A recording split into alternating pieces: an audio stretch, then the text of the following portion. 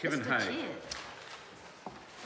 Ki te tiamana o te whare tēnā koe, ki a koutou huri noa i te whare tēnā koutou katoa, ngā mihi o te wiki o te reo Māori ki a tātou katoa. Ka tū au mō ngā kakari ki te korero i te tautohitoi o ngā whakatau tata e pā ana ngā take tai aho. I want to specifically speak, Mr Chair, about conservation. I agree with the Honourable Dr Nick Smith, who told the House a short time ago that, that the challenge of protecting our unique biodiversity was at the very top of the challenges facing this country in the environmental sector. And perhaps to begin also by praising the commitment of the Minister, Maggie Barry, in relation to the war on weeds.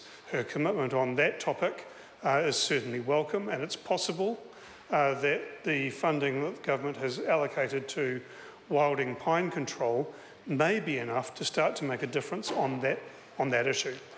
However, Mr Chair, the Minister used her contribution in this debate to again retail the spin that has characterised this government's approach to conservation funding. So under this government's watch, since 2008, 162 species of that threatened biodiversity, 162 species have had their threat classification increased closer to extinction. Now, some of those, there are actually fewer of the animal or the plant. In others, we've got more data that tells us that the situation was worse than we thought previously. But in either case, sir, that should be a stimulus to a government to spend more on conservation.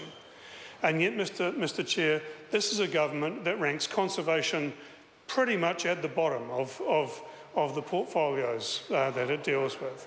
This is a government that has chosen to invest a teeny tiny slice of its budget, less than the margin of error towards that vital purpose of conservation. Now, since 2008, sometimes the budget has gone up, sometimes it's gone down. Overall, in real terms, adjusted to 2015, government's expenditure on conservation, on average, per year, has been more than $50 million less than it was in 2008 when this government took office. In total, sir, that's more than $350 million in real terms, a massive hole in conservation funding. Now, Mr Chair, I have spoken in this House about the huts and the tracks and the structures that have been falling to rack and ruin. I questioned the Minister about that at the Select Committee. And I'm very pleased to report, Mr Chair, that even as we speak, in the huts, the tracks and the structures of the conservation estate, there is currently feverish activity going on to try to ensure that actually the performance of the government in maintaining those comes just a little bit closer to the standard that has been set, still currently way below that. Mr Chair, the Minister again retailed the line that suggested that government's funding for conservation has been retained.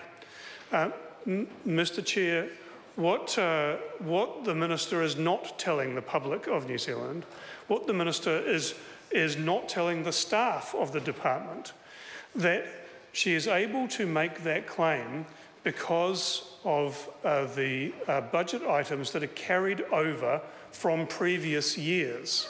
And what she doesn't say is that the work that money was appropriated for has also been carried over. That money is not available for core conservation work. The funding has declined substantially and reflects a regular, massive underspend by this government against budget. So they set a budget that looks good and then they massively underspend it. And part of the reason for that is that capital expenditure cannot be spent because Treasury won't allow it because there's no money available for the operating expenditure for maintenance. This is a government that has failed the conservation challenge, sir. The question is that vote conservation, vote environment and vote parliamentary commissioner for the environment stand part of the schedules. Those that are of that opinion will say aye. The contrary to say no. The ayes have it. Members, we now come to vote.